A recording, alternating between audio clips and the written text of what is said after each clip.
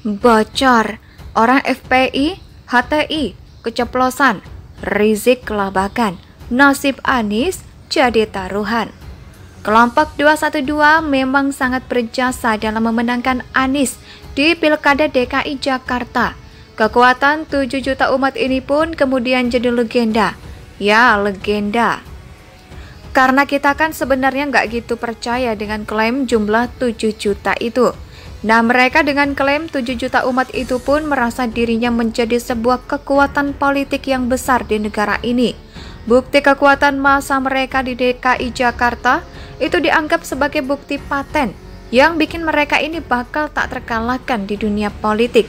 Saat itu kan suhu politik memang terus memanas karena mendekati Pilpres 2019. Tentu saja kelompok 212 ini juga hendak melanggengkan legenda kekuasaan mereka. Ibu kota negara sudah dikuasai. Alangkah senangnya jika negara ini juga turut dikuasai. Jalan sudah terbuka. Rizik di Arab Saudi juga masih laris dikunjungi para elit politik. Ijtima ulama pun digelar. 20 hingga 30 juta suara dijanjikan ke Capres Prabowo waktu itu. Ini maksudnya untuk mengikat si Capres ini jika nanti menang, maka kelompok ini bakal mengklaim bahwa mereka punya peran besar dalam kemenangan Prabowo. Jadi ini sebuah jeratan semacam jaring gitu ya. Mungkin ada harapan agar jika Prabowo menang, maka Rizik Syihab bakal dijadikan pejabat. Bisa jadi ya. Kebayangkan betapa enaknya kelompok 212 jika para elit di kalangan mereka jadi pejabat negara. Kekuasaan memang bikin ngiler ya. Kenyataannya yang memang menang adalah Presiden Jokowi.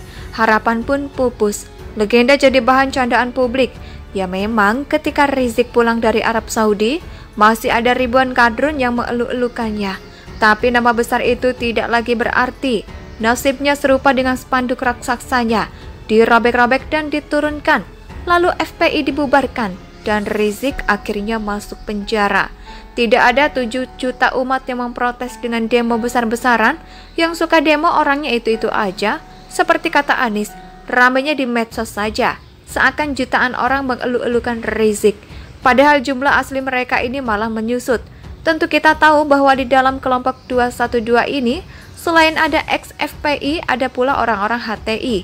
Ingat selalu ya, masih ada orang di negeri ini yang mau merubah dasar negara jadi kekhilafahan alias HTI.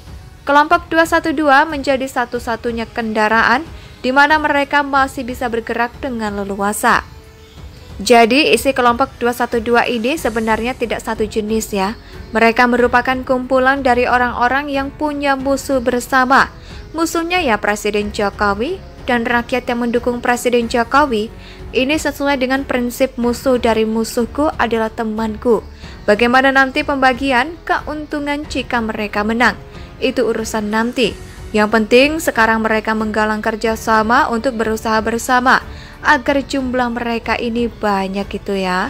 Tapi untuk majunya pres, Anies harus bisa melepaskan diri dari label politik identitas yang melekat pada dirinya. Oleh sebab itu kita melihat sendiri bagaimana kelompok 212 dengan imam besarnya jaga jarak dengan Anies. Mereka tidak memberikan konfirmasi akan mendukung siapa pada 2024. Ketika bertemu Anies, Rizik Syihab juga sekedar mendoakan agar Anies menyelesaikan jabatan gubernur di Jakarta dengan baik. Dan Anies juga tidak diundang dalam gelaran acara reuni 212 pada bulan Desember 2022 lalu. Alasannya mereka tidak mau ada kehadiran tokoh yang berpolitik praktis, seakan membantah bahwa kelompok 212 ini bukan kelompok yang punya kepentingan politis.